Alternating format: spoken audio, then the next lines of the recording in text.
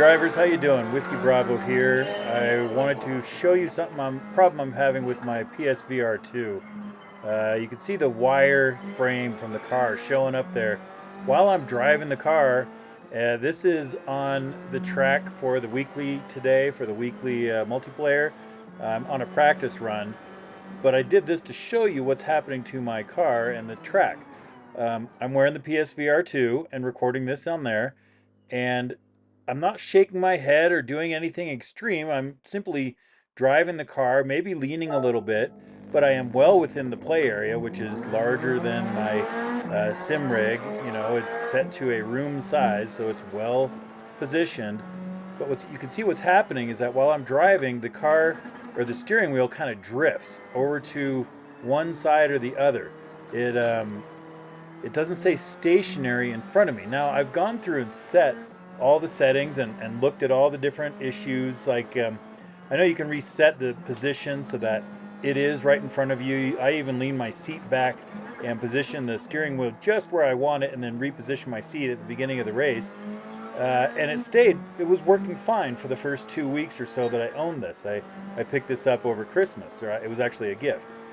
Anyway, while I'm driving, the the image moves laterally, one way or the other, and it happens almost continuously now. I've gone through all of the different settings I can figure out on PlayStation. I've looked at all the different YouTube videos to see if anyone else is having this problem, and I haven't found anything out about it. So I've gone now to the PlayStation troubleshooting website, and I've talked to PlayStation. They ran me through a number of their tests, and basically there was nothing that could be done. I didn't drop my headset. It's new out of the box, 2 weeks old. It just started happening, and it seems to have gotten a little bit worse. I'm guessing there's something wrong with the tracking, maybe the cameras. I mean, I've cleaned the tracking cameras on the outside carefully with the correct cloth. I'm not using paper cloth and scratching them, anything like that. I've cleaned the interior. I've changed the room settings. There it is. I'm shaking my head a little bit because I'm getting frustrated. Um, you can see I look around the car. Things seem okay, but wow, look at my arm. Um, it's it's not staying where it needs to be, and that should be locked in front of you. I mean, no matter what's happening, the steering wheel shouldn't drift left to right. If you turn your head, I understand the wheel will not be in your view, but it shouldn't drift left to right while you're driving, let alone kind of push you outside of the side of the car so that you see the wire frames. I mean, it's obvious when you're driving. You can't drive if you're going around a corner and you're blinded by the wire frames, because the car just sort of disappears. The track disappears. Anyway, I've gone through all the different settings. I've looked at all the different troubleshooting things I could find on Reddit, on YouTube, on the websites. I've cleaned the cameras. I've cleaned the lenses.